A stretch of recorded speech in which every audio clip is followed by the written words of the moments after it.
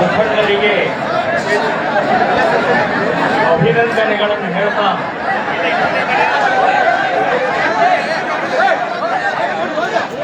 ಇವತ್ತು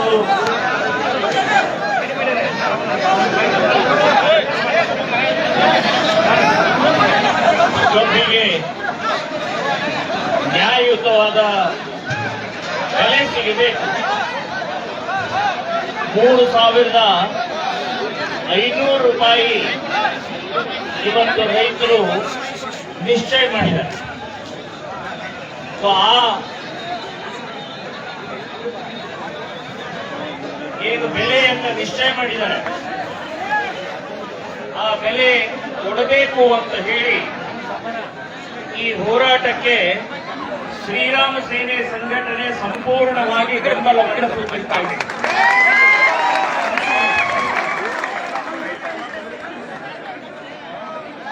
ಈಗ ಮಾತನಾಡಿ ಹೋದಂತ ಸನ್ಮಾನ್ಯ ಶ್ರೀ ವಿಜೇಂದ್ರ ಅವರು ಇವತ್ತಿನ ಜನ್ಮದಿನ, ಅವರಿಗೆ ಜನ್ಮದಿನದ ಶುಭಾಶಯಗಳನ್ನು ಹೇಳ್ತಾ ಇದ್ದೀನಿ.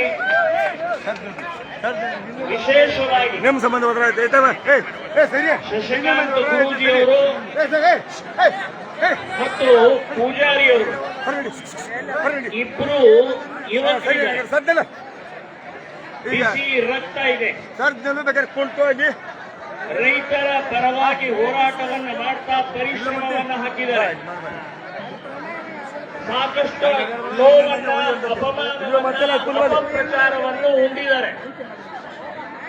ಆದರೂ ಆ ಎಲ್ಲ ಕಷ್ಟ ನೋವುಗಳನ್ನ ಬದಿಗಿಟ್ಟು ರೈತರ ಪರವಾಗಿ ರೈತರನ್ನ ಒಗ್ಗೂಡಿಸಿ ರೈತರನ್ನ ಸಂಘಟಿಸಿ ಇವತ್ತಿಷ್ಟು ದೊಡ್ಡ ಪ್ರಮಾಣದಲ್ಲಿ ಇಡೀ ರಾಜ್ಯವನ್ನೇ ಅಲ್ಲಾಡಿಸಿದಂತ ಇಬ್ಬರು ನಾಯಕರಿಗೆ ಅಭಿನಂದನೆಗಳನ್ನು ಹೇಳ್ತಾ ಇದ್ದೇನೆ. ಬಂಧುಗಳೇ, ಅಷ್ಟು ಸುಲಭ ಅಲ್ಲ ಸಂಘಟನೆ. ಮುತಾಲಿಕ್ ಯಾಕೆ ಬಂದ ಇಲ್ಲಿ? ಈ ಹೋರಾಟಕ್ಕೆ ಕಬ್ಬಿಗೆ ಏನ್ ಸಂಬಂಧ ಅಂತ ಕೆಲವೊಂದು ಜನ ಕೇಳಬಹುದು. ಕಬ್ಬಿಗೆ ಸಂಬಂಧ ಇಲ್ಲದೆ ಇದ್ರು ಹೋರಾಟಗಾರರಿಗೆ ಏನಾದ್ರು ಬೆಂಬಲ ಕೊಡಿಸುವಂತದ್ದು ನನ್ನ ಕರ್ತವ್ಯ ಅಂತ ಹೇಳಿ ನಾನು ಇವತ್ತು ಬಂದಿದ್ದೀನಿ.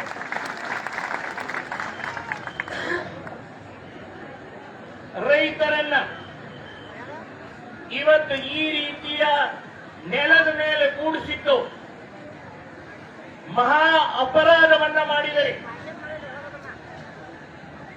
ಇಡೀ ಜಗತ್ತ ನಡೀತಾ ಇರೋದೇ ಈ ರೈತರ ದುಡಿಮೆಯಿಂದ ಬೆವರಿಂದ ಅಂತ ನೆನಪಿಟ್ಕೊಂಡು ಯಾರು ಈ ರೀತಿಯ ಹೋರಾಟವನ್ನ ಮಾಡದೆ ಅವರ ಮನೆ ಬಾಗಿಲಿಗೆ ಬಂದು ನಿಮ್ಮ ಕಷ್ಟ ಸುಖ ಏನು ಅಂತ ಕೇಳ್ಕೊಂಡು ಬಗೆಹರಿಸಬೇಕಾದಂತ ಸರ್ಕಾರ, ಜನಪ್ರತಿನಿಧಿಗಳು ಇವತ್ತು ರೈತರನ್ನ ನೆಲದ ಮೇಲೆ ಕೂಡಿಸಿದೆ.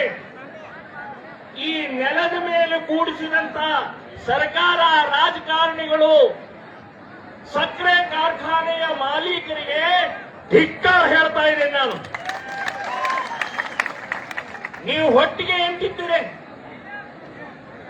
ಇವತ್ತು ಈ ರೀತಿಯ ನೆಲದ ಮೇಲೆ, ಬೀದಿ ಮೇಲೆ ರೈತರನ್ನು ಕೂಡಿಸ್ತೀರಿ ಅಂತಂದ್ರೆ ನಾಚಿಕೆ, ಮಾನ, ಮರ್ಯಾದೆ ಎಲ್ಲಿಟ್ಟಿದ್ದೀರಿ? ನೀವು ಹೊಟ್ಟಿಗೆ ಅನ್ನ ತಿಂತ ಇಲ್ಲ, ಹೇಲ್ ತಿಂತ ಇಲ್ಲ.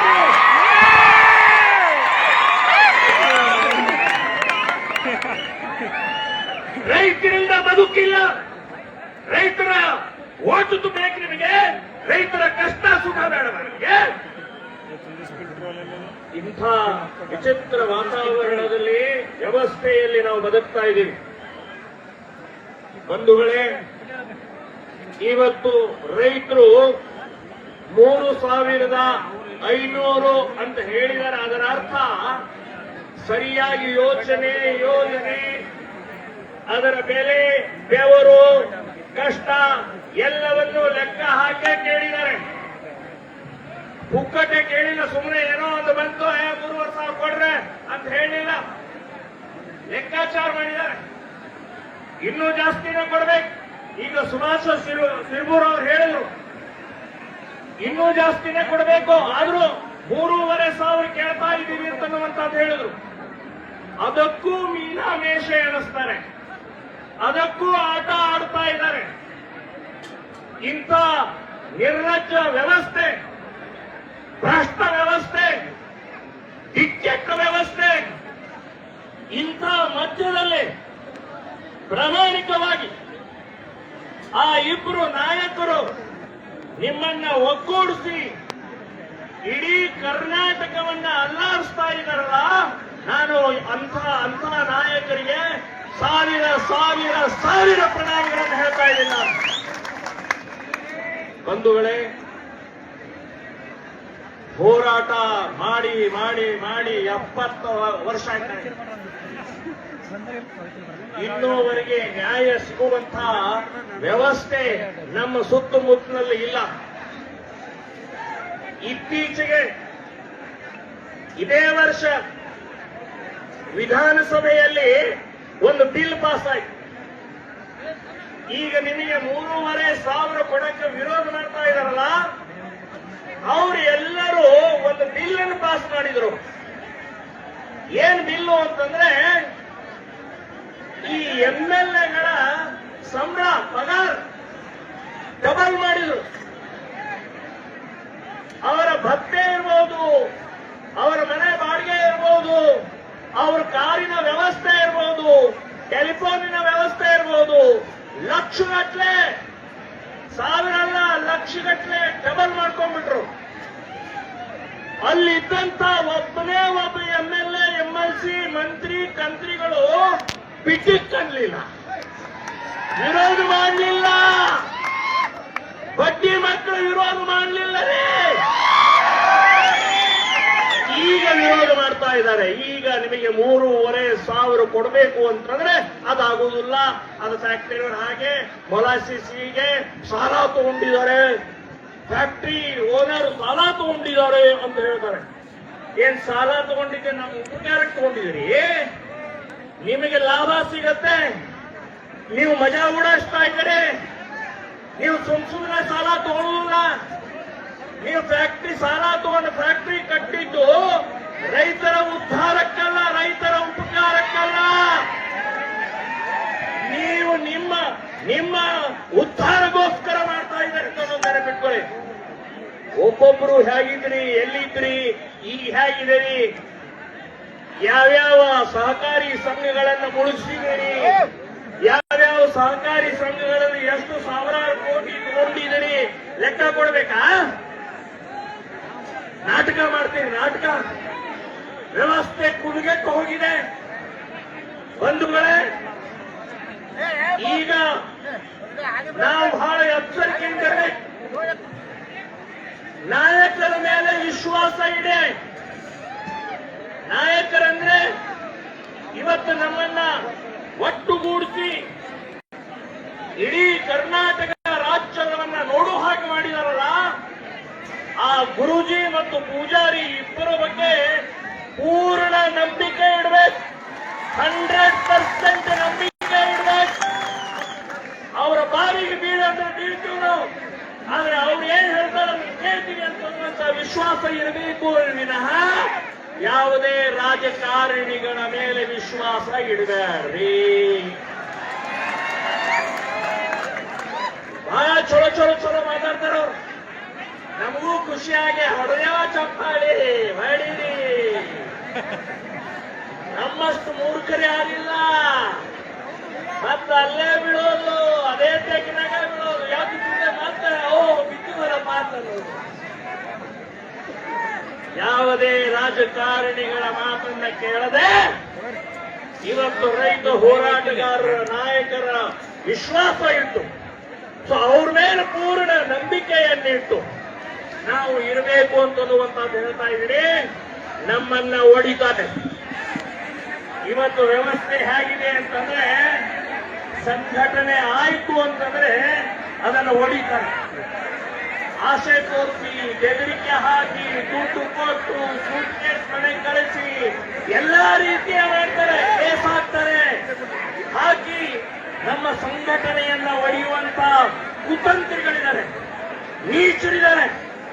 ಅದಕ್ಕೆ ಬಲಿಯಾಗೋದು ಬೇಡ, ಬಲಿಯಾಗೋದು ಬೇಡ.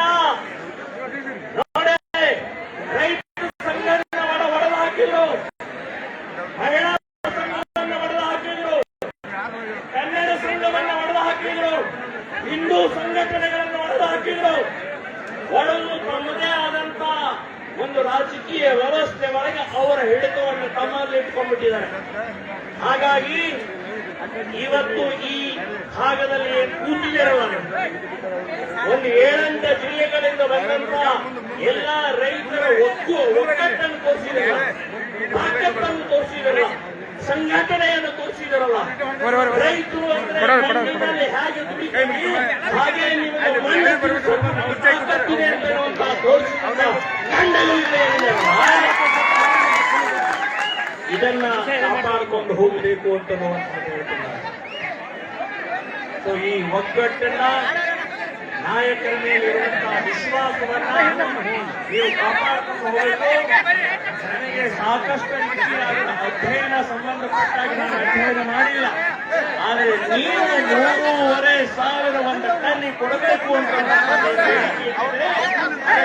ಸಂಪೂರ್ಣವಾದಂತಹ ಬೆಂಬಲ ಇದೆ. ಇನ್ನೊಮ್ಮೆ ನಾನು ಹೇಳಿ ನನಗೆ ವಿಶ್ವಾಸ ಇದೆ. ಈ ರೀತಿಯ ನೆಲಗಳನ್ನು ಕೂಡಿಸಿ ನಮ್ಮನ್ನು ಅಪಮಾನ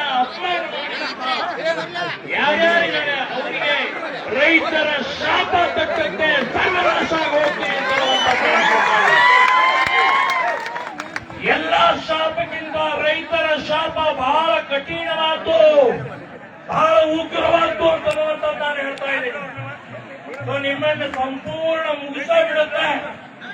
ಆ ರೀತಿ ಆಗದೆ ಒಳ್ಳೆಯದನ್ನ, ರೈತರ ಕಣ್ಣೀರನ್ನು ಒರೆಸಿ ಅವರ ಮುಖದಲ್ಲಿ ಆನಂದದ, ಇವತ್ತು ಒಳ್ಳೆಯ ಆನಂದದ ಮುಖವಾಗಿ ಮಾಡುವ ಹಾಗೆ ಸರ್ಕಾರ ವ್ಯವಸ್ಥೆ ಮಾಡಬೇಕು ಅಂತನ್ನುವಂತಹ ಈ ಸಂದರ್ಭದಲ್ಲಿ ಹೇಳಿ, ಇನ್ನೊಮ್ಮೆ ಗುರುಗಳಿಗೆ, ಶಶಿಕಾಂತ್ ಗುರೂಜಿ ಅವರಿಗೆ ಮತ್ತು ಪೂಜಾರಿ ಅವರಿಗೆ ಇಬ್ಬರಿಗೂ ಅಭಿನಂದನೆಗಳನ್ನು ಹೇಳಿ, ಮತ್ತು ಗಂಡಗಳಿಗಳು ನೀವು ಕೂಡ ಯಾವುದೇ ಆಸೆ, ಆಕಾಂಕ್ಷೆ, ಒತ್ತಡ, ಕೇಸು, ಜೈಲು ಯಾವುದಕ್ಕೂ ಹೆದರದೆ ಇವತ್ತು ನೀವಿಲ್ಲಿ ಕೂತಿರಲ್ಲ, ಇಡೀ ಸರ್ಕಾರವನ್ನ ಮನಸ್ತಾ ಇರುವಂತಹ ಗಂಡಗಳಿಗಳಿದ್ದರೆ ನಿಮಗೂ ಅಭಿನಂದನೆಗಳನ್ನು ಹೇಳ್ತಾ ಇದ್ದೀನಿ. ಎಲ್ಲರಿಗೂ ಕೂಡ ಒಳ್ಳೇದಾಗ್ಲಿ.